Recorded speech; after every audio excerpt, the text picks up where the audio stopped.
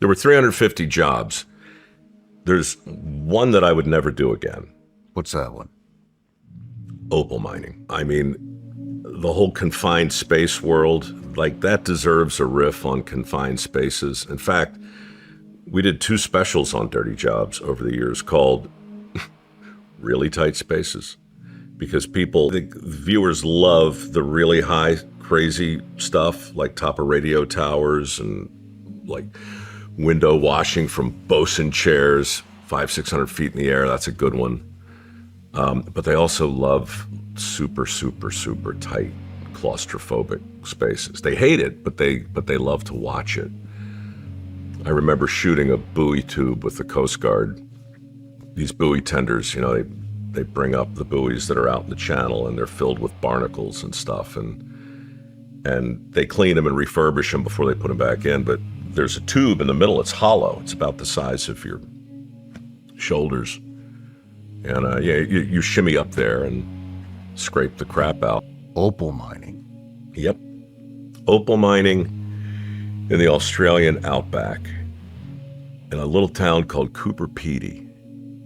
It was 129 degrees when I was there that day. This is the opal capital of the world. And Coober Pedy is, like, in Australian terms, the city itself is underground. It's too hot to live above. But in the outback above, they drill prospect shafts for opals. And then they got a rig over top, and they put you in a bosun's chair, and they lower you into this hole. And you get down 30 or 40 feet, you know, and you got your flashlight, you got your little miner helmet, and you're looking around, and you're in a grave, dude. You know, all of them. When you dig these shafts, they don't fill them in. So the night before we get to Coober Pedy, and I want to look at the opal fields because we're going to be working there all next day, and I'm a little worried because these guys are cowboys for real. And they fly me over the fields, and when you look down, there are thousands of these prospect shafts that have been dug over the years, and none of them are filled in. Next to them are these big giant piles of dirt.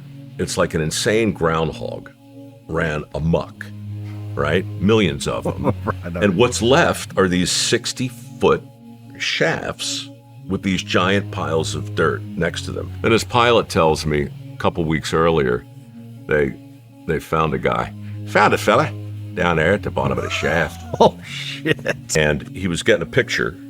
He's backed up.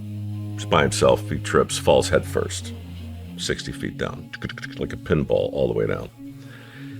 Lands on the bottom. His head, you know, twists his neck, obviously, shatters his clavicle and his shoulder.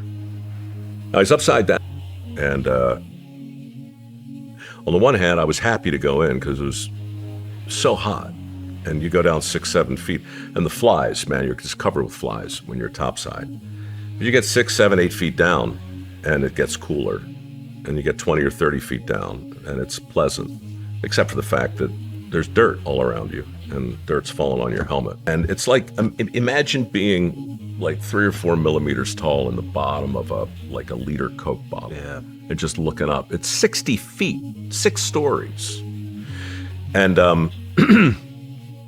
anyway, they winched me up, and it was just an extraordinary experience. And 3 days later, there was an earthquake in Coober Pedy, a mild one. So mining is kind of an answer. I can riff on crab fishing, dude. Those stories to this day haunt me, and they changed TV too.